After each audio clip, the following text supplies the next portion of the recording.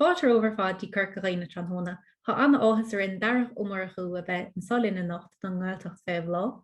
Beidir go na hanín cuide go Darach ón sra cócht an nádúir ar TG cethir, is sanolí Crainn é Darach, Tá anna ólasce ar phlandaí, ar livanna, ar chúrsaí éagsúileachta, agus tá anna áthas ar in go an solin tróna chun chud sanolis a rointlin.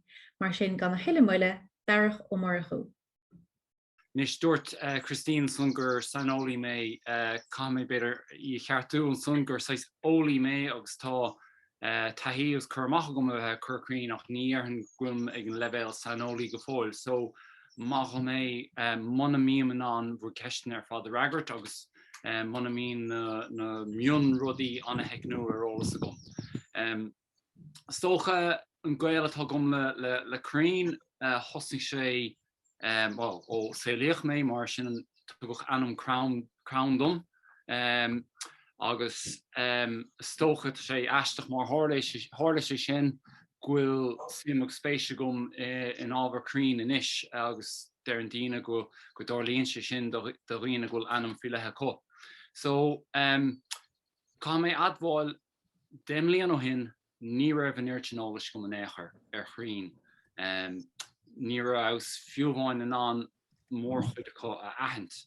So bhí sais náir arm agus is rud greibh sim nó gur hasagum go dúla gom ann ahnach ar na Crainn agus dul iad bháil nó gael níos baine bheith gom lo ach dus níor thugus ann dom héal riime sin mar bhí scafal a rudí eile mar an le gatainna tá an saoil is gnóch. So chur aithna na Crainn son idir féin álum agus ceisnach ar cordlum. Agus as sin just lean an sim rai as an istom a chur Crainn an seoigh go baile. Tá a fás anna chuid Crainn chun chur ar talamh as an sin tám páirteach é tógra cuil Dhúchasacha a bhunúd an cóphobal sa gur chuoine. So sin an sais cooler tá gom. Socha an chud is mód don léach an cainte noch tam chun an na slááin a úsáid. So, you know, bronar an frí sin ach just sin stochan rud is fus an sá leis an man atá gin. So duine mé éireacht an chur láthir sin a chur a roint liv cá mé áil in ish orintanta ní eibríonn sé so tá sé go an sá. Agus dúrach agus há Darach áráin son beag an seisiúnta á hafad a gunn tróna so mana míon le ina go bheith ar an scáilán is féidir le bhfuair cameras a bhuacha. Chomá leis sin bíon na héan sra don na héan léocht an srasa an Ghaeltacht Faoi Bhláth ar fáil ar Google ar YouTube leis na planálthe tangan seoí an Ghaeltacht. Agus má ceisna géine tíad an tróna is féidir na ceisna nach chuir sa chat nó bhuair lá chur an áide ar an ar Zoom fé reactions. An bhá Christine gur mágat. Inis stocha bhfuil géon daoine an chur láthair sin. Cían agus inis má dhéanam slideshow a géon si bheith mar sin rud na arbí dom hana. Géon si bheith sin? Cían? Ja, anna bhá fad. Okay, go húntaach. So seo chlár an cainte, tá chun caint fí Crainn dúsach, úsáid Crainn mar bhí a leisos rudí eile, caint fín éagsúlacht agus na buntáisí eile tá buint le Crainn agus ábhar beag caintína mar gheall an cultúr agus stair beag go thuirt.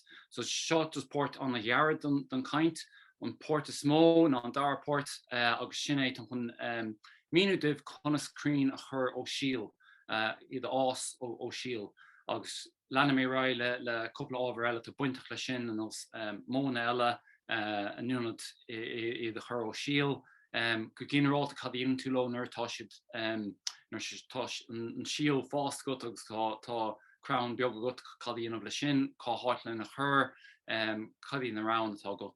As an sin críochnómé leis sin just an picture mór ag go deire agus leir mé má bhí ná gom fin tógartá goin an sa gur chuoine. So nis ní chéim aon rud maidir leis an Zoom in ish, so Christine dá bheith fásta má taon cheist nó aon rud tasúil an chat a bheith fáid sé sin chur an ódum mar mar scáil ní léon rud zoom in isis tá dus mo chur láthir. So sin gar chlár? Ja, go bra míid súla. Goúntaach. So dat sport is has kom kaint fi Dhúchasacha as cadas brí leis as céim fá go sé táchtach agus sa chainte nó bei mé a díú ar Crainn Dhúchasacha as sin go fór don chud is mó sin an méid Crainn a chum roint Crainn eile chomá so pléimi é sin.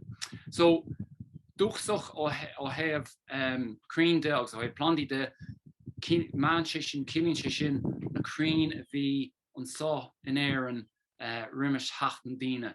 Nis an sanbhíú technicú léir ná ein Crainn a tháinig an sá riimiis an cúigiú éistéag. Agus an son má tháinig Crainn an cúigiú éistéag a rá tá reinfád sin in éan inis agus níl siad ní éachtar mar Crainn Dhúchasacha.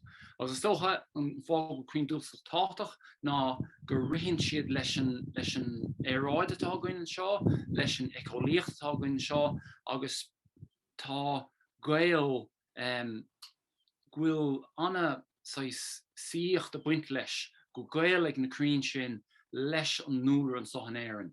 As tá gael sin ann mar sé cóthe haris na mílte blianta, agus sin an fá bhfuil Crainn Dhúchasacha go má mar tá gael sin có leis an gach ní atá mar hímplartha.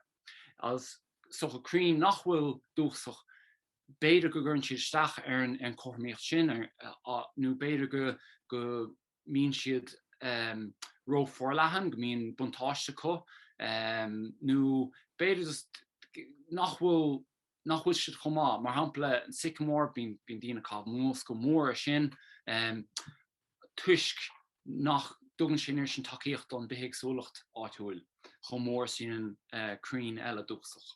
So tá list an son ar nachnach den na Crainn ar fád Dhúchasacha a nóig si fórmhór có. Níl chur amach gomsa rómhór ar roint có mar ní ásan siad amóhan sá go nádúrtha nó fí láthair ar an leithnis. Agus go háirithe an creathnach nó lean an sléibhe agus cin ceann eile an chuirchon bhil a ceanna cosán dagan. Ach a réanos tá liste tá chudbh Crainn an sin agus tuir chomá ina measc. So tám sé díú mo chudíochtaí ar na Crainn sin a bháin ach tá cúpla ceann nach bhfuil Dhúchasacha bhfuil choirí ceist go méallathe beidir go siad úsáideach le úsáid. Gar má tá buntáistí ó heh an éagsúlachta de nó ó heh úsáid me héin. So níl éon leisce an práteach ar an éireann agus ní plán de Dhúchasacha an éachra agus stocha fórmhór na plandaí a churmid chun bí a láthir dún héin. Níl siad Dhúchasacha nó tá Kangol anna haníco leis an fearplan de Dhúchasacha as a dascar siad. So tá an ceisian an go bheith mís roint Crainn eile chur nachfuil Dhúchasacha. So ceann stochas iarda an liste domsan an fá go háirithe gur féidir úsáid a bhaintás ó heh an aimimú úsáid gur féidir na cnóite tá ar ithe agus an dilóga nar bhíonn siad óga ithe. Agus chumála sin tá siad anna bha ó heh an gnáthóga chothú donna mushroom donna fás éoníthe agus fás an annach cín suntasach I measc na fá. Míomhantáiste á buinte sin fá ná go múchan na dilóga ein fásra híos fin Crainn hain. So is míomhantáiste sin ó heh behéagsúlachta de ach is buntáiste a heh na mushroom. Crainn eile ná an Castán an Spáin agus fáile fá an dá fágur chuir sa sin san ábhar bhfuil aimime an úsáideach go thógáil aimime an na phróigí agus an son ó heh bíide tá bí suntasach le fáil óna cnáite a ríist.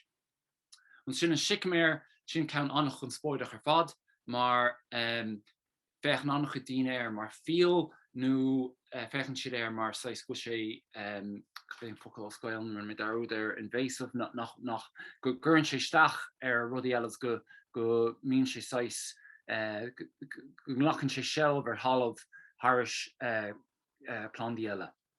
Ach ó heh má heh sa de an só an lehanis tá an seicimir ábalta fás in áitin nach go Crainn ábalta fás na bhór an sáile tá san airgin as cécho gaifre satá sé an só. So tá buntáiste beag go buint leis. So just go topic inis ó heh Crainn dit anchud Dhúchasaí a buint le Crainn agus go háirthe Crainn Dhúchasacha. So ó heh béide is féidir an cnóite ihe agus an cnó dar is sin ceandanna faointí bí an cothú is mó big annachchuid trefanna páirtna áirithe down. Go háirthe America agus an áitina san árap chomá. Agus dhearthann gur faointe mór bíige in éireann do na sean Ghael. Gan Ghaeltacht gon an call agus tá an náde an call maidir le síocht as sin a fór an brada an fasa a chuid óla se fad agus gur chuir sé raigad na fianna. So sin dus rá hampla simólas mar los ó chéanamh tá bíal fáil ón síalt sa fá agus sa castáin. Ó if síalta de is féidir síal na funseoga úsáid caafar picalíanamh le sin na síalta uaire agus is féidir iad ihe tá siad blasta golóir. Nis dul raigad cairthe tá cairthe le fáil ar annachchuid na scachas na Crainntag an sá fearghris an scachgáil an tromán fághfuil an fleiscín an sinna gom ná tuisc go gceart chócrocht dospáirs rimis an trom ihe. Is féidir an dris ihe sin an gná scach an drain tá sé sais géir ach má dhéantar é ró nó é chuirsteach in alcóil tá sé anna blasta ar fad. Nu má bhín siúch trauma an bín sé baint sé milliis níos sin.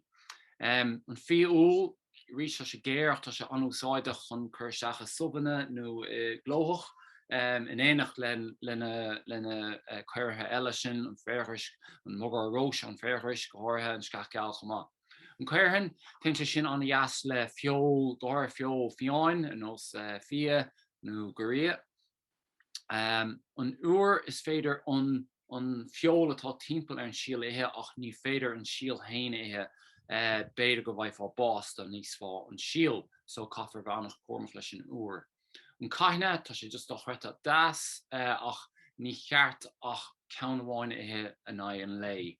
An chuirthain a chuir chun deirtear go sé ábhrí nimhnach ach is féidir beidir ceann ró ihe ag an am. Ach just a bheith cuairmach leis sin. Stocha na meas sin cínas sfearlam ná an fearghris an mugar róise hagan an fearghris, tá sé lán de vitamin C agus tá anam an áir de clúas cáilir mar gheallar an vitamin C. Bhí anna bhéiméir sa Darach ó down de sasna mar níor tacht ar tarthaí uair acu ó thar lear a rihan Darach ó down de.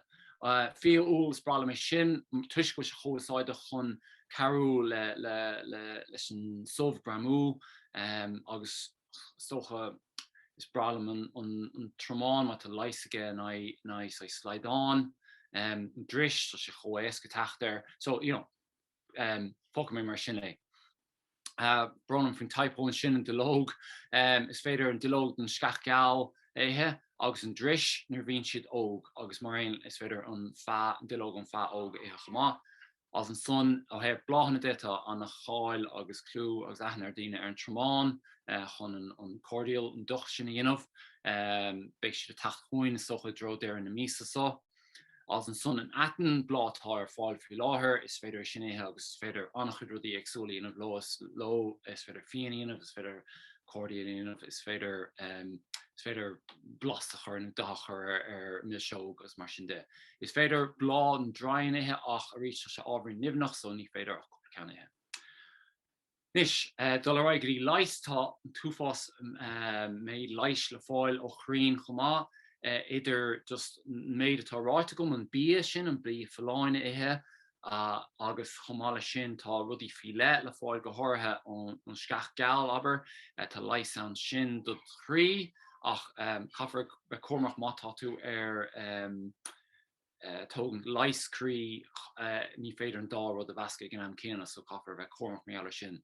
Ach tá sé anna bá heh brú fola de nó fiúhhain heh brisecrí chumá.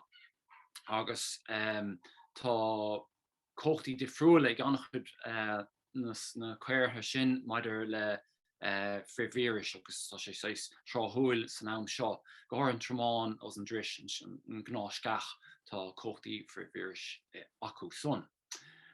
Rud eile bhfuil leis an leisna an aerosols a hagan ó Crainn, so nuair a haintú ar siúlóid stig a gcuil, tugann sé súbnas aganna dit agus beidir ordú crí éigent, agus tá sé sinna buint lena gásanna a scuileann na Crainn amach. Tá annach chud stair dint costa Sapán agus is as sin na dascar an cleachtas forest bathing go léonn siad ar sin. Agus stócha ceantal sin tá Crainn anna bhád an sláinte marach. Tá an stair sin dinta có just dul siúlóid i gcuil braham héine, tugann sé ordú crí dit nó caríonn sé leat tríd amanta dachar. Agus stócha rud sa sé esoteric go bet hí chorá bheithe go le Crainn deirtar go garíonn sé sin gohar mata 5 agat nó mana gohar 5 siúmat é phléile den eile beidir bheith é phléile leis an Crainn agus díoch an rud go dúirt meach an Crainn a géisteach leat beidir garóch sé sin leat. Bug a rainis go dtí úsáid níos practicúla atá Crainn, tá siad úsáid gan lena ceanta do thógáil, tógáil tí, tógáil báid, troscáin, de sport,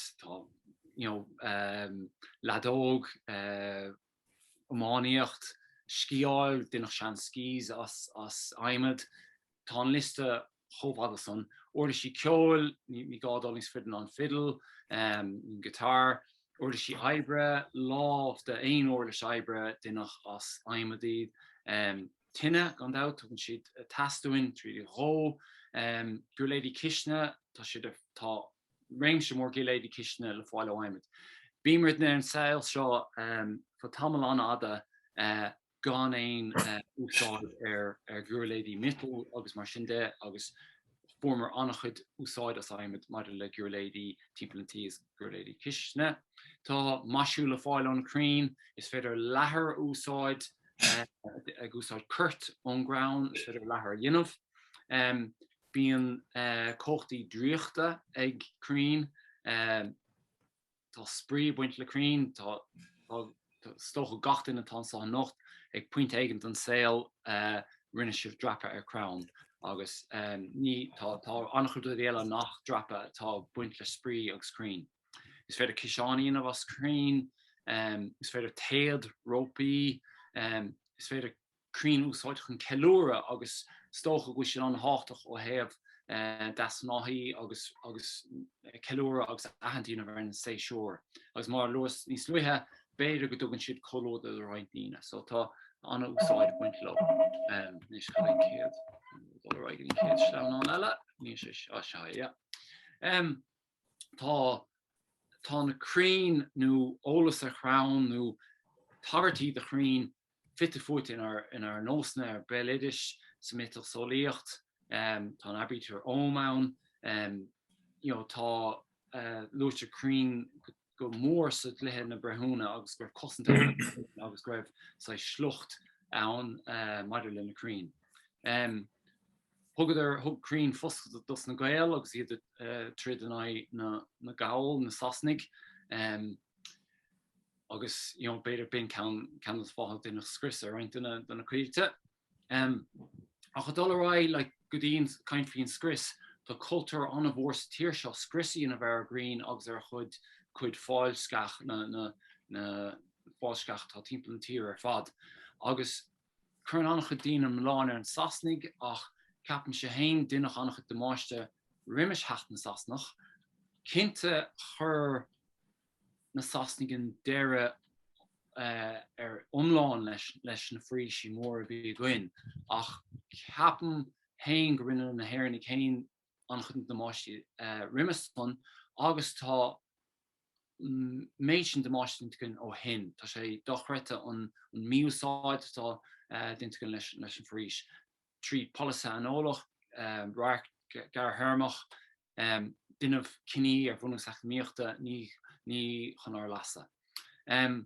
So ceist tá gom an ceist tá gom cean an ceist tóise tá gom an nocht an ceist tós tá gom an nocht agus tá dúis le fáil darbháin ó Fitzis Stangen agus leabhar flór go clíine le bóchaint.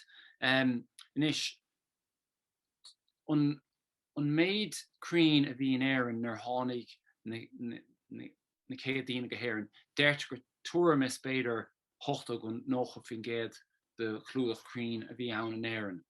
An ceist ná san 1930 céin céad chadáin clúdach Crainn a bhí ann timpeall na 1930. So an céad duine nó an duine is gire don céad chadáin tá gomsa I magna bún siad an dúis sin. Chun so chuirteach sa chat an freagra sin má siúmat an darbháin agus an leabhar bóchaint.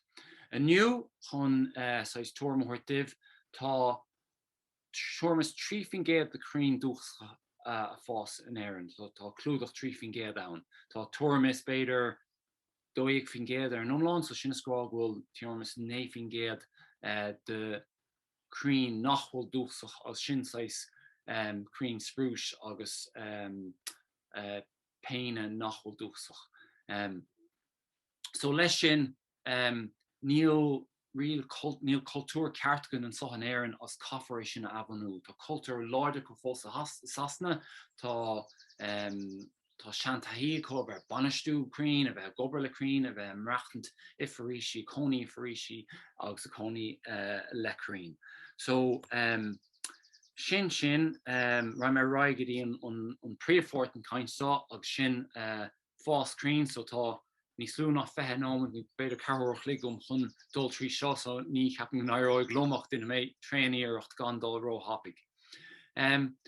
Tuiscuim sáte sa socha sa tógra sa tunscanmh cuil cóphobal an rud a bhí leis ná go hascuin cuil abhanún sothar an leithnis mar níl is a réigen ghfuil éon cuil a gun an sá agus hascuin a dhéanamh trí síalta bhailú agus na síalta sin a chur agus na Crainn a thuirtará agus iad as sin a chur sa talamh agus cuil a bhanú. So sin as sin a fóras mo chuid sima agus an ólas chun síalta chur. So seo tom chun é roint libh méidtá ólas gom. Dus war caithe tú macnamh, sorry, typo eile sin feice gom, brónarm, den macnamh agus tarsós. Cad é son? Okay, sorry, tarsós le plana dus war, céibéid Crainn atá tastáwit, cén sais Crainn, agus stoch muine sin leis an freagra sin, tuchtú an freagra sin an méid spáise tá got, an sais ihir tá got, as lear méid bhí sin níos déanaí, ach a gcónaí tá sé go má tarsós le plán éigent. So chun Crainn also síl catú teachtar an síl, so catú na Crainn a ahnú agus na Crainn sin a aimsú cáisiad a fás. Agus sochas se scirid is fearré, agus sochas se is nádúrthas an síomh ina bhfuil na Crainn sin a fás se is fearré chumá. Mar annachchud den orintanta le stáite híochta beidir nó ar héamh bóthar nua, chuirtear Crainn nachhfuil Dhúchasacha nó nach ó éir iad.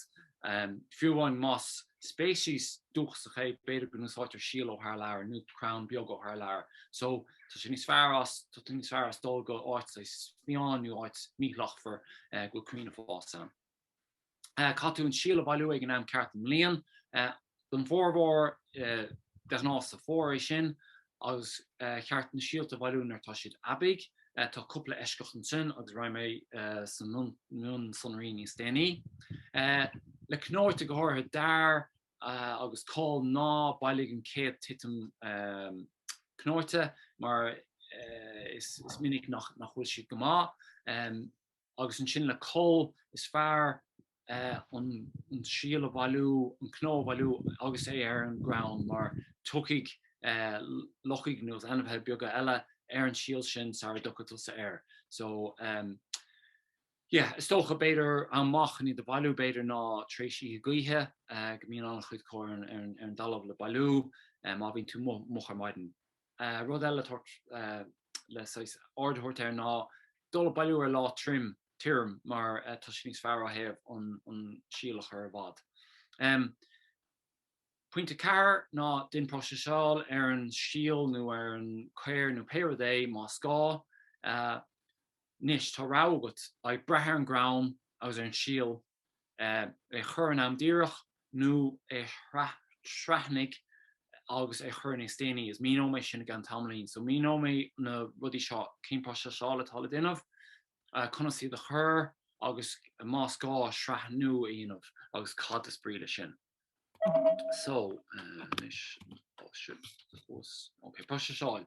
So an ceis ná má tá tú daile le céir like an mugar rois, an fearfris, an dráin, trom, pécam do sin, an ceart an fiol a bhaint, nó a ceart haoichainteoir. Deach ná an freagratar sin ná an fiol a bhaint, le cínáirta se anna dachar é sin dhéanamh, tugann se anchadama or an cuileann as an céirthain, so rud a bheith ná ligean do leabhar ábhrín sorry, the duine paint sin a bheith se bheith bhór microphone a bhuacha atá. Is féidir ligean don céir leabhar ábhrín as an sin níos fusa an fiol a bhaint dó. So sin é sin, sraithnú sin se spríle sin an síle stórá go dtí go méid siad olamh le pécú. So roinnt síalta ní féile pécú sa chéad bliain. So má bhailíonn tú iad sa bhór aber nó tá siad olamh le baint timpeall therefore a brethir an Crainn.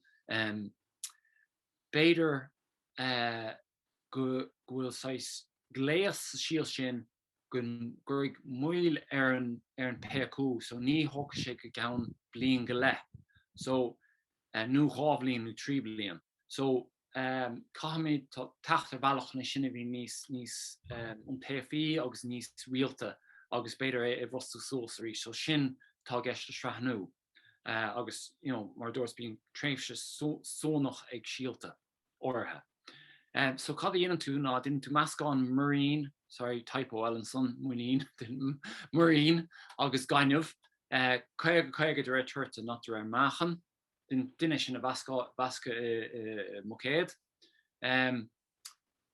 Feig áras le puil agus air, so ach cosint ó anmhethe, agus chuirteach meascán Marine as gaiinmh sin agus síal sa cóbhas sin 1 carú síal agus 3 carú meascán. Nis seo taspáin mé díobh námhaint beidir inis duine éireacht luigh seo brona me inis seo hé. So okay. So seo rud sampla tá gom hana hain de seo an meascán cinn tú roinnt síalta sigan sin agus sin an meascán agus na síalta agus sin ó therefore chábhís a fethe agus caiimiid é sin a chur san arach chábhíad is a fethe dó. Agus tá puil curtha gom ar sa bara agus sa bun. Agus caiimiid é seacht má taiis an meascán tá sigan sin má taiis. Agus tá coppla rud eile míó me se sláán é. Nis duine mé seo le annach chuid na síalta gur gádó mé dhéanamh lob, agus chuirmeisteach i mocéad mar seohéad seo ceanna fór so ó Bealtaine agus bí má stóráil is tígann seo agus beidir chum cosint nóir agus sin chum capín ar anas nach raach an báisteach an ach idir an capín as an cosint tá an air an dolisteach an son. So chum an cosint an sin meis a chumeisteach an. agus sin náit na starálam na síalta sin atá sraithnú. Now, the cín ártha caithfir de sraithnú má bhfuilíonn tú iad mhór, caithfir de sraithnú go dtí an Mháirte in íos sin, as an son iad a chur, cín eile caithfir iad ágant bliain eile go dtí an dara Mháirte. So breathan chur mé an óla sin sósca an nóm do bháin. So duine mé an rud a roiint arís, agus mátá íomad eile gom an so, ná íomad eile gom san go síim a roiint. So ra mé rascadí an scádáin a roiint libh cábhail sé. Open up the chai. Yeah, okay. Gyn sivan Roderish. Cian, yeah. Slideshow, rescuing slideshow. Nish Sullivan in a slideshow on that shot. Sorry.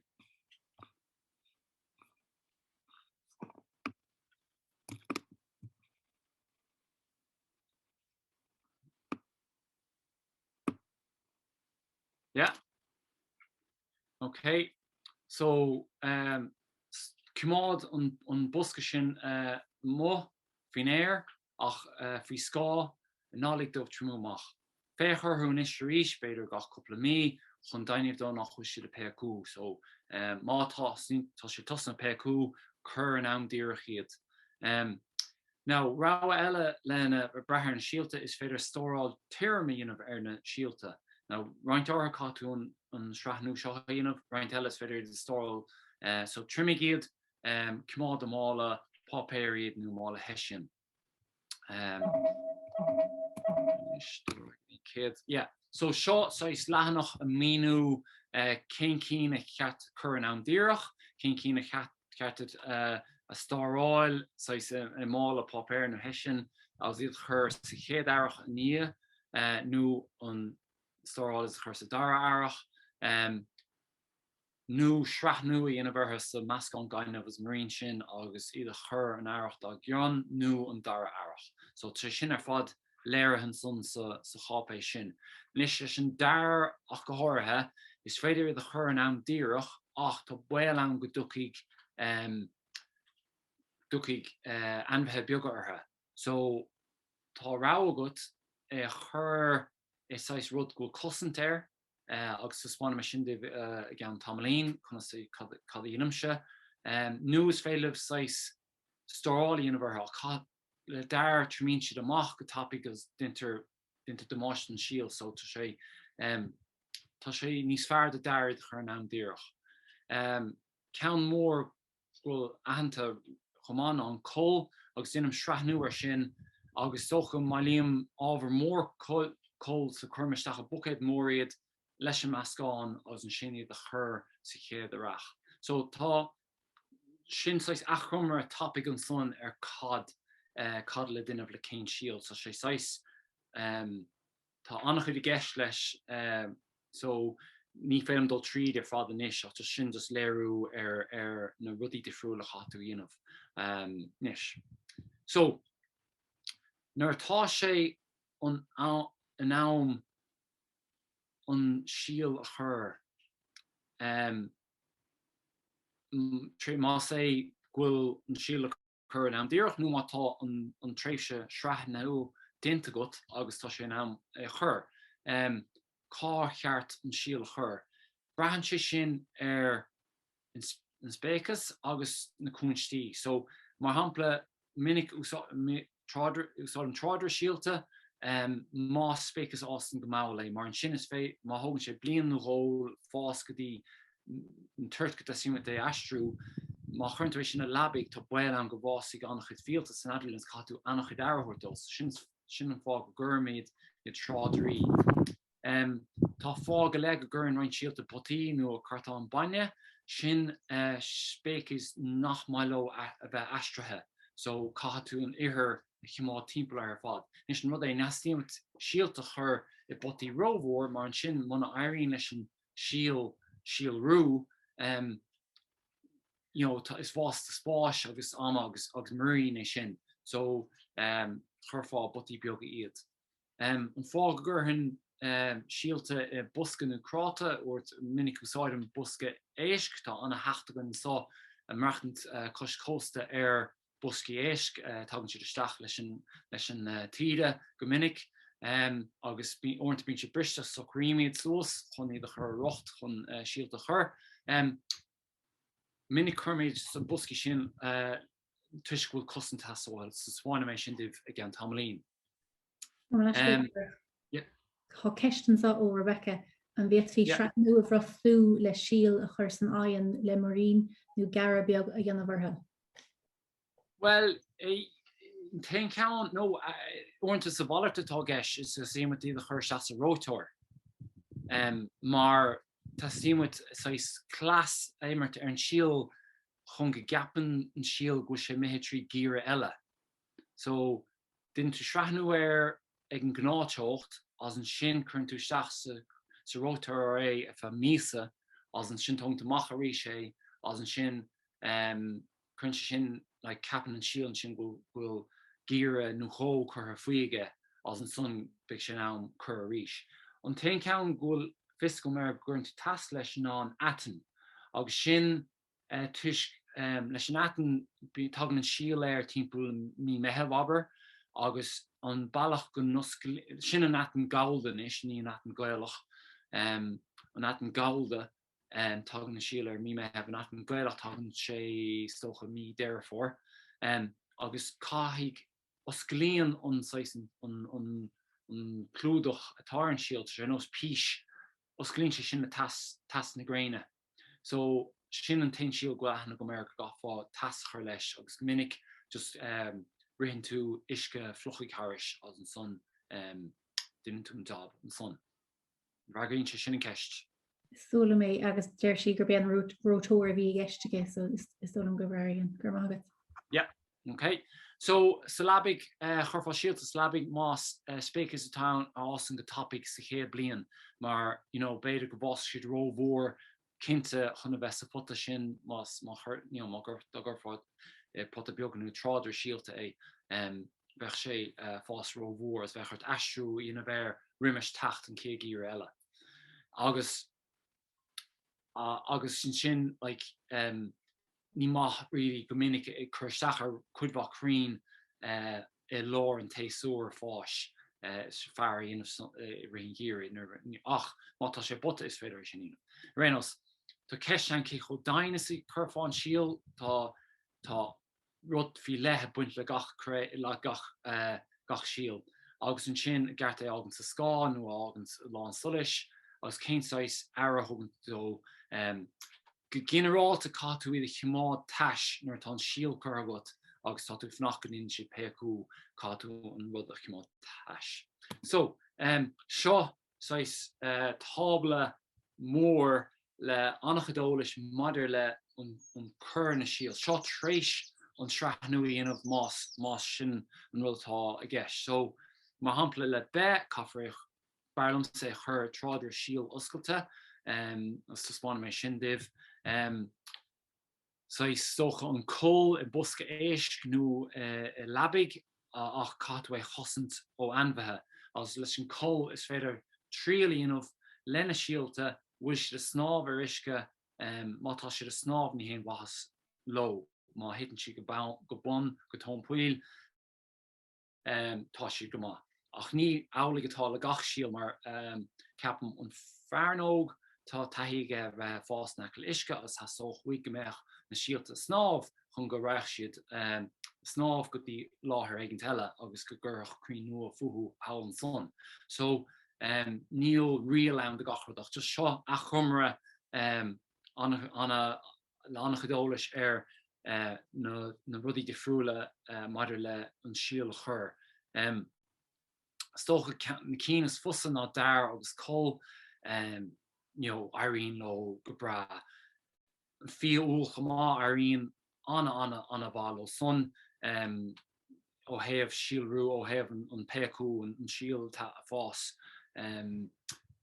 Os cion beidir tuaim is idir 5-7 an géad go son airíonn lo ach an sin beidir go non síon rud éigeantí agus beidir go deis gom leart fi sin ag deire conas cadí na rudí an síon nó cén buile time don na síolflandí óga seo. Cean eile ghfuil Master Haescan on Frinchog to reach Shield More Lesson Shrahnu coffer Mosh Shield Abigail Eintu on ground coffer Shrahnu or Hall here so she shin so table hers she is from so mother Lesson Shrahnu. So just landing to Rayella just Neil Amgum really do Shachan and Nurmaka Olish ta size Tom gown around so Martin Kesh in Mháirt the Ragger to get there. So Lannis Riders and Schlan on Shaw Connus Crainn also Shield. Venus give her quick Hannah Hain Cur in Darach nu Shrahnig Moscow. Shin ever shay well aber nor current way on Shin Fossen and Shield Flanda. Agus dech na fágant way Foss so rodden the Hurrishay goodie and Kegirella. Nish tal Rhein Teshkirti and Shin Gora Beideris and Beg of Fader go Boston and Mealtico as go got to say the Crainn Biogish and Shield Flandi Biogish are father Fico Maxi the Ghaeltacha the Botino Labig ni small. Ach general to fall into the year and year Hon na Shield Flandi Shaw Astru go Capoch Shield shin says Labig Nienra nu Stachabota a Braher Kane Usai Derry tal got. On Rodus Efachti or have Sparsten na Capoch Shield August have Akvanide Potti Katu Katu on Marine Nachni the Hershach and Son Ach and Buntash le Crown the button as fed the her and Einam them Leon Nachmore Matashi the Stige Labig Niner Capoch Shield ni fair the her ach see years now we should say soon. When was a stream to Agadin on night in Vanachson goodie mean to all of though shin on spas Fáilte got new Will and Crown more ho and hon a hossa hortlesh nu lay nur tosh satalov a mascach plan dogs fialella. So tá fish gomanish on to spontive mother le conas Crown the horsatalov so Crown Bader a forish o Capoch Shield grave a six syllabic neanra. Toshana eskish Crown the her fotta just into Powell's Talov is current to and Crown and Frevacha Ogs near her father shach Talov and the Halo Shachlat. So Tompanish fish a spontive mother le cur Crown. So stop sharing shot, runner manish something tempo keen to make my movie and so nish to soligum maybe non show her right clip.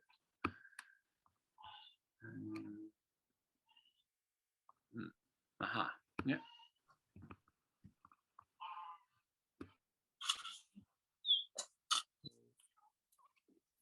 Intuition. Yeah. Shot and just occur Crown in art will just monair, small monair, no come a brint and Sean on Strahin near step of as Lesko is gonna show is few unmade either precious or fun godur to dash small don't Crown August made me slew either the dinner for the mutton so carrying and make sure either nish lesh and taupi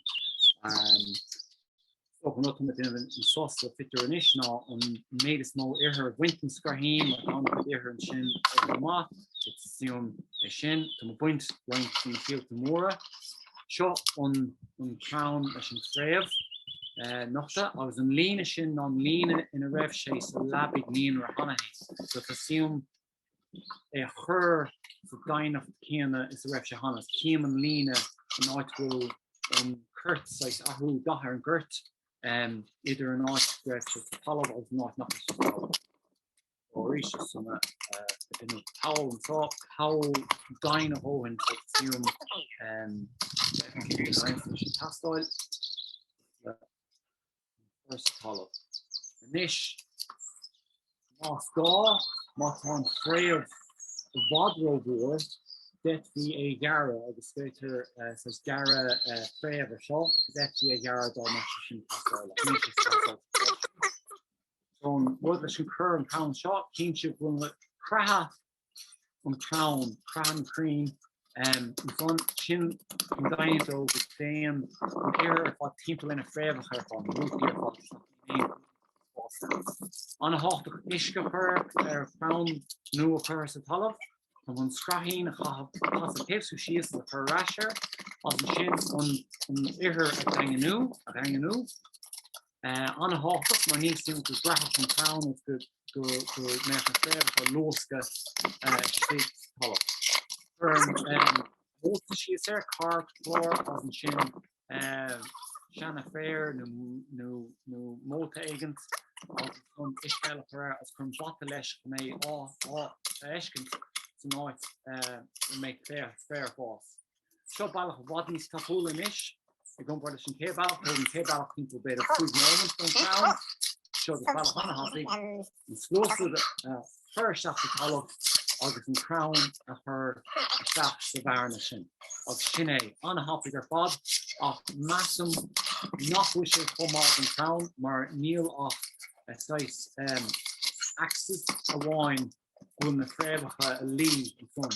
Má dhéanam sa Paul ceart mar dhéanam sa chéad sampla tugann sé sin deis na fréimhcha na rútaí scapa timpeall leis an mó seo an mó tapig ní thóg seach trocha secondar mé dhéanamh ach ní bheith an neart céanna ag an ground fun. So sin just fís an topic. Arás go dtí an sláán an raimé tríthe anna hapig inis mar tom taach gon déirigh cá bhfuil an rud a mithe seo haid.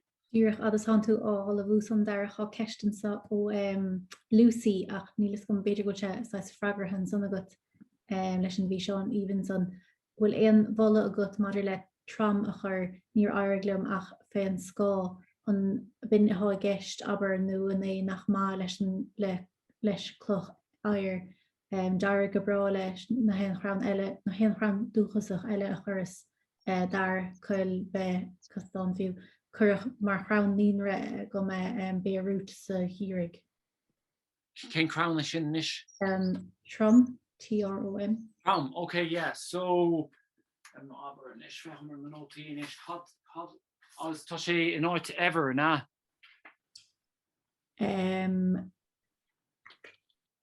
Nether Lucian san blasting wet hele ólas place ihir atá got sin rud. Anyway, ramé raig go game mi beidir go bragrom in ceisina go déire. Okay, so slideshow.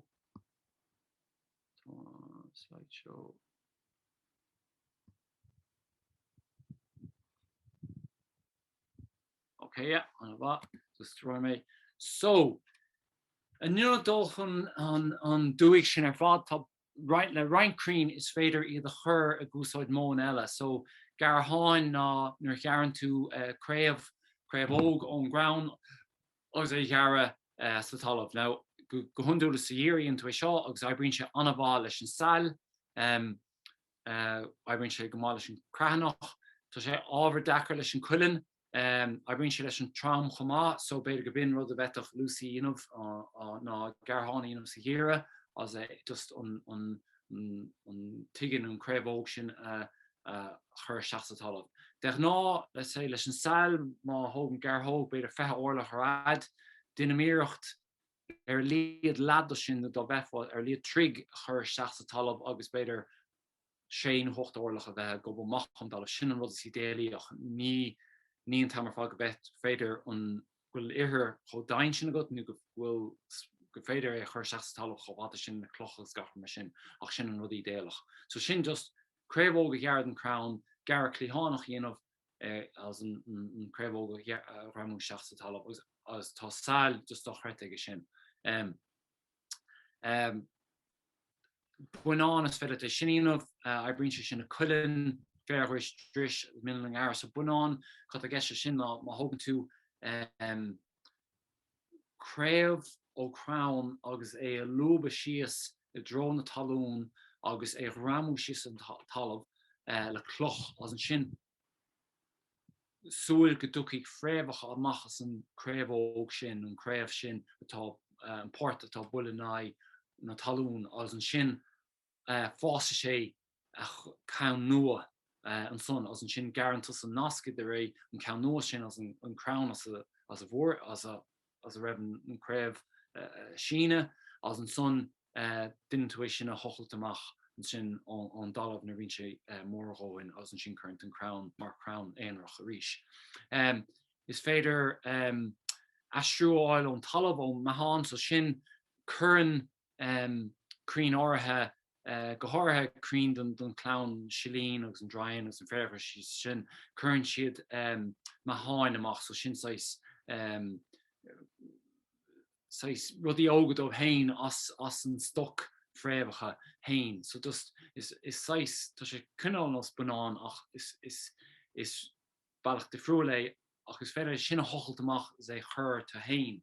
As an sin let's say astro síoflan de gomininic an foinseog ag bon crown foinseoga cín tú na mílte orintanta blianta áirithe tá foinseog anna sais aisteach heh síalrú blianta áirithe bíon annach Crainn beaga a fás an son as a féidir sin a hochiltamach as iad astrú go dtíach tá sin siad wit rud cín leis an privéad as an sycamore ach a rís an sycamore sais gan spóidach. Tá atan as an cuileann ní maiile astrú so sin bei dachrat go ach Irene linn an sá cín beaga hochiltamach an talamh agus an méid is mó ihir a chimád mór himpeall na fréimhacha gan chúrsacha na fréimhacha na rútaí in éair agus an sin iarachta sin astrú seasa talamh. So seo sin móna nunat a bheith chur síl. Crainn fréamh nocht sin just cín ein tú is féidir áile sna unad garraíodóireachta nó níon rí a dhéalann Crainn as tá siad a bhd níos saoire ná Craonnach nach a botaí má tá smíanamh Craonnach nach a botaí ach tá míomh an táisló ná bhfuil nílach amórtha sa bblion go féile iad chur. So cá tú planáil a ra agus is le chuirdóireach bíon annach a dtíine san arach bíonn siad áráid chur méid Crainn inis ach tá sé nó chur méid tur mar tá sí an turchar sa ghardín ach bíonn sé roiíonach an Crainn fréamh nochtach nach nó chuirsa talamh agus bíonn sé déir cín botíoch nach. So cá tú réamhobair so tá sé go húntaach chun caint seir seola an amsúm líon me tú smíanamh bhíon fórsa chuin síalta bailú scríanach chur nó Crainn fréamh nochtach nach ó áit go níl nó na garraíodóireachta.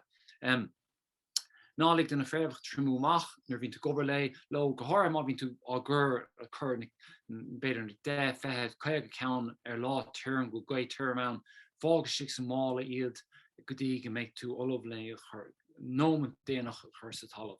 Dinnig si de máistóh mar runún siad amach. Is féidir de stór go sealadach Paul íanamh sa talamh is iad chur clíhánach spás clúdach le ihir.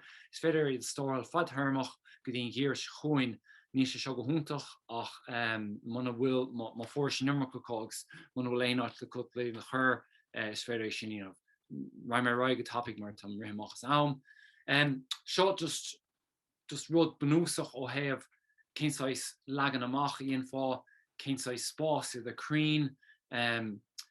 So má stíon sais fáil nó Chris Fosky wit so ná gaotha chur fáid anna ghearad anna chéile as go minic úsáidm slithirnach músáil nó béidir fearnóg na bes chás seo. Nó go minic scach geall trom nó rudí mar sin. Ben níos mó dat sochsáis fáil éitrimim nó nach bhfuil cho glú sin ben a chur beth agus fearnóg béidir méidir anna chéile. Más tín cuil beagwim na cuil de méid áirithe chur na Crainn há méidir anna chéile. Nó más tín an son más tín úlord wim nó na Crainn chur crown na facha chur an 3 méidir anna chéile iad. Tá sé sa scape amach. Tá rud dascar an Siapán an chuil beag agus sin just mó eile go féidir é dhéanamh Crainn a chur 60 cm anna chéile agus cuil beag glú a bheith got ein rud ó 30 méidir cearnach go 8 méidir cearnach. Nis ní léon rial glú ann fao céin sais Crainn as cécho garad as hasíonmid fás siad ach beidir nach méid an tura go a stíim with a bheith so sinna fágún an tror seo dénta macha gom. Arís ran ar go topic mar an tachtí deire, so seo beidir láthair cinsáis cá gurfrá Crainn as cadí na Crainn ceart chun cursa láthair áirithe sin mar má churn tú Crainn san áit ní cheart ní óid leis. Gáthair má churn tú Crainn nach máiló Ghaeláidir an Ghae term na Ghae beidir sáile ní óid leis. Nu má churn tú é talamh gúsáis ó cruaig ann ní óid leis. Ach tá cín bhí le bhfuil arúnach. So a fechan tríd an liste seo go topic count right in the keen will say salupos will ildánach ó héamh an láthair nó an siomhan a roiise tá caireann anna salupa roiise seach an áit gaifer oscailte roiise seach an áit floch roiise seach an áit go talamh cruaig nó cré cruaig ann roiise ceapan cosfarige agus roiise an áit gwyl ihir éadain ann. So tá sé anna salupa. Tá an peine albanach gomach amá an déobh sinde, so tá réimse mór áitrih go roiise ann. So just ní cha mé heile ama le seo, just a glúiseach de rai. Arahort the Crainn. Stocha rud amháin háirlíon an Crainn a fáint galar nu dinter an siar agus tá aithne gachtain ar an asdaibach. Tá sé sin an éireann agus hála sé sin de bhór Crainn a tháinig ó th lear ceapan mó níosiúil tír agus a rís le daoine tháinig fethead éigeantaisteach le dar ceapan an saoire seachtain agus bhí scanal mór an mar gheall agus sí stáit a tuairt Crainn ó th lear seach ceapan mó an bhriséil an bheil ceapan níon cinnte agus gur thugad ar fethead éigent gur rinne ionsaí ar fréamh le dar. So caithfear annach chomach le sin as caithfear fear amach donna rudí seo tarlú. Tá fungus bhí le damping off léon siad ar a tharlaíonn de fréamh Crainn ceann bhfuilm inis an aigne ná an caithne ní mála se bheith fás an áit taiis, so tharlá thugach an fungus sin ar má bhíonn sé in ar taiis. So just sin rud a fear amach dóibh. Má bhíonn tamil seall fada trimig ann caithfear iscothóirt donna síol Flandí nó na Crainn beaga catú just a bheith d'ord a bheith ar sin agus almachabhlós iscothóirt dóibh. Na Fáilte mar dúras níos ó chéanamh caithfear mótaíanamh a multeach ar is féidir trampálaíanamh ar an féir mar himplair so sais achtar dhéanamh féidir uair sa bhí leatharach lig a chabh a trampáil timpeall ar na Crainn beaga seo chun an féir chimáid síos. Dhéanach 10 nuair é leabharach lig beidir gach mín ó bhó. Rud eile de fá dhéanamh chun na Fáilte orthú ná an stoc an Crainn chosint le píopa le clúdach a chur as an sin streaméir úsáid chun an féir geara. Ní mailam an bailach sin mar ní mailam streaméir úsáid dúsáid an céad mó nó an dara mó. Caithfear arahort a Crainn beaga go háirithe leis an lé agus sin fá go gurthann fáil na Crainn an thugus ar níos slúithe rud chun fáil na glíthe chur a dus a bar gúsáid cín bhfuil fuileacht don Ghae ar nó sáis léarnach beth fear nó ghid sun ar fad agus defa cosintúirt an sin de Crainn eile. So beidir gur rud fead tharmach atá a chur Crainn cé blion chun tú an fáil as an sin an dar blion nuair tá an fáil tréis fás áhraín go fead na Crainn eile tá níos lochlaí a chur taobh ar an déobh bhfuil fuithin ann. Nis tagan an Ghael gach taobh gan dat so beidir mechar tasósa le rudí eile. Dóigh an Ghae na dulóga óga go háirithe ag an amsel an blion tá Kom le scéal chuir is dulum go Darach 5 na technúlan sa bin effect second. Second one inis. Ceannas na rudí gur féidir linn a dhéanamh fad atá Darach a cean go tarnáisisteach ná beidir an dúis a thuirt amach agus an freigra a bhí ar an gceist an tóise bhí ag dara ná punk a chuaig mar sin le fan géad an freigra ceart a bhí ag an gceist bhí go Darach agus tá anna hásamh ar an ará gur bíad Liam agus Roisin Adams a bhór an freigra is gira. Mar sin más míon libh fochail chuún go príomhád agus féidirlinn socrú a dhéanamh libh chun bhórnúisina a thuirtíh. Agus bhí tíortha caint le Darach an son be sé chuin a ríist is gan nómantá sé gírig cheangal a ríist hí 5 leis an príomhre agus asúlagan go me se le gan nómant nó 5 na technóla an ranóna. Idir an dálinn agus haid fnacht is tí dún an ála bheith mí de mecht an tatan se chuin si Deirdre ní bhreán a bheith léin agus an ghardín cos aige a bheith ige dúin mar sin bheith sé sinarsúil tróna dé Mháirt se chuin a ríist ar lehairte se seacht agus beag tafad don seisiún nacht agus an tatan se chuin caicís háfáca sin eile sa sra agus ha míid anna bhaochttaí gur fad socht freastal agus techt agus tróna dé Mháirt a chahabh in ar downtown so a gur chuoine. Yeah, Tom Sonish. Well, ain't in a falca. Oh. Okay. Turn on that. The ultras, Darach. Yeah. So, yeah. Yeah. So another Carrouse is Heintner, Dimmick Shin, August an son have yeah, stoch just chat them Carrouse and son Crainn or Enos mar vis stoch attack on Derrick. Yeah. Well, stoch just Keshner Ragerchin was fairnish. Yeah, so bhí mar dír á bléins an bhí an ceiste bhí go Lucy nó raibh an talamh which arós bhfuil in imach salan acu so is bá Lucy which is na gcearta gom an bhain tú fós linn níl bhfuilm sí hósa go na mara agus chuirsí an Crainn ar a dhírig agus ní brandí raibh an talamh ró salanach. Yeah. Nu an in session diffriocht.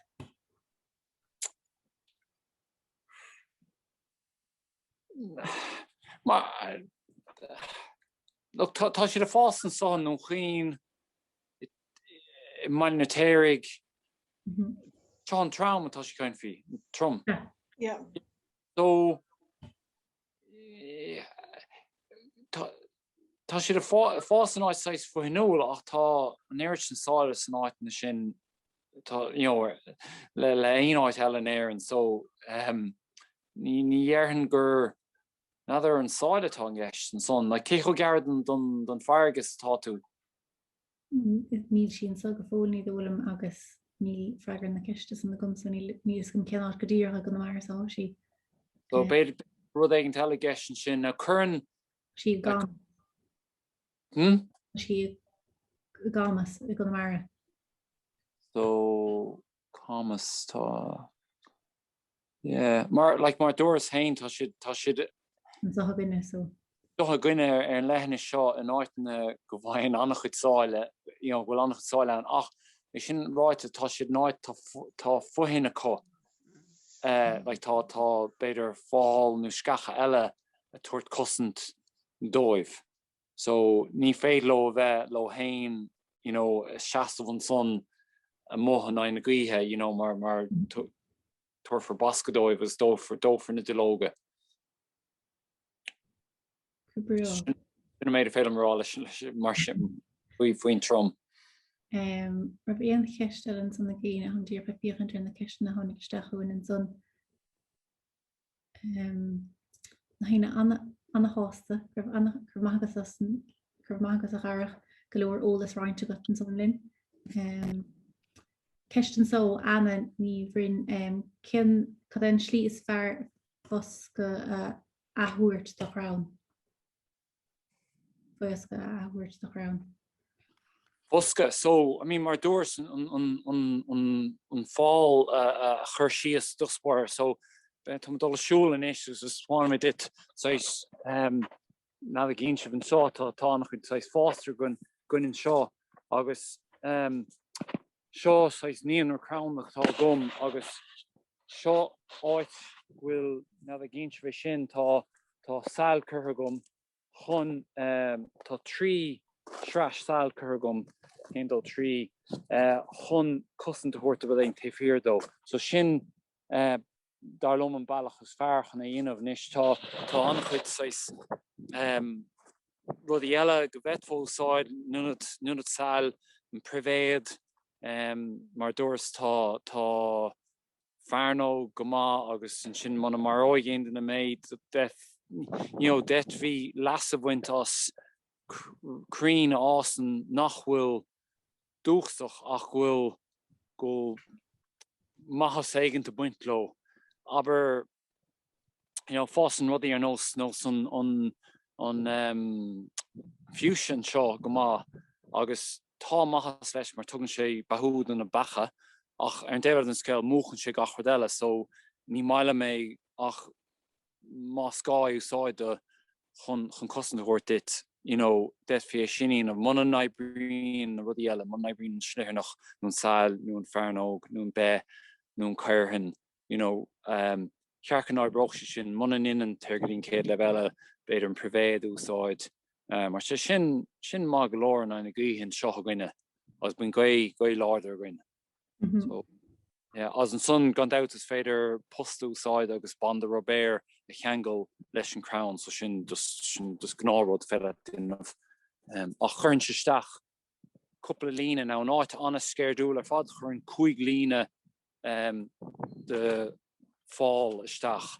So gúsáid meascán Crainn son anas teipig ar roiint có aibróig le roiint eile có, so sin sais rud mála duinmh, so an áit anna scéirdúil 5 sraith fáil chuirteach as 50 centimeter an chéile.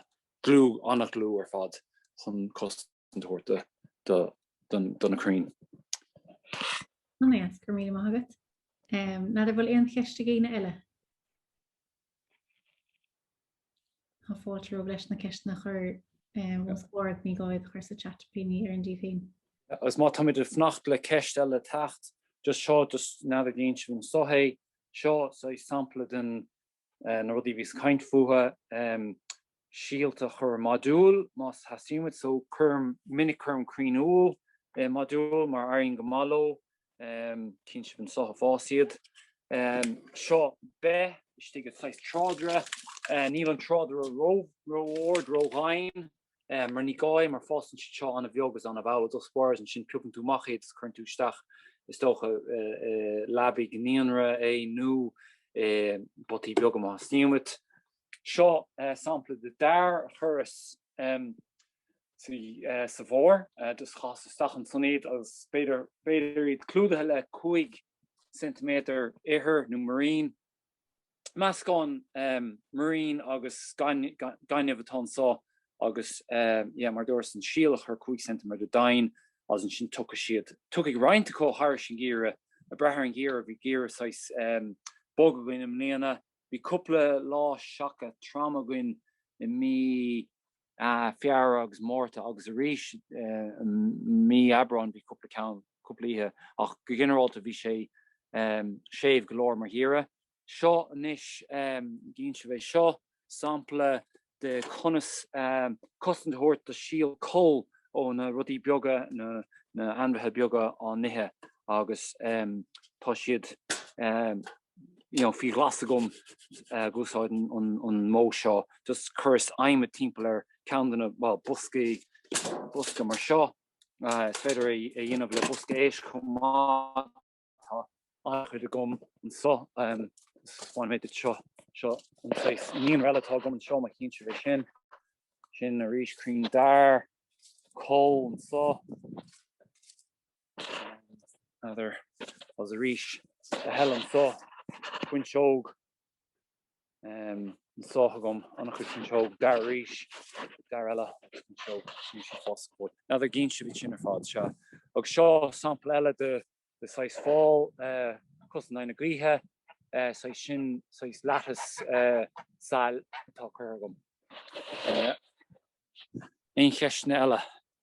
Ní aon cheistil an go dtí son, ní don go leon cheistil le géine bhfuil an haine annach hiú an tronhóna. No, ní dólam go bhfuil gur míle maitha Darach annach chud ólas an san roiint butlin bhí se an múlas an cinnte go idir fád má agus crí nachir gan idir se agus deir na bbliana. Agus tá se anna ábhar leis leis méid a hála go láirn san na deachnachatte ba sé deas cúpla crán nach chuir timp na háte. Tá sé fearháach agus socha asúm grich nóid an iris an fáilseán seo lua tá sé le fáil bhar an PDF má dhéon tú códachtó R3s tá anchadólas an sin ná tá roint nunsannaí beag go duine mé an bailachta friúil ó meach an mullen siad an seo ach an fór do chud is mód an Crainn leanam na teorchan so sin car an a bhór má tá simigah Crainn a chur ó síl. Gur míle maitha Darach. Fáilte is brawn an a bhór an fin 5 technoliacht sin ad cadad do trí seáú am riomhre. Leis an áráit tarlaíon nódaí san tarlaíonn se dún ar fad.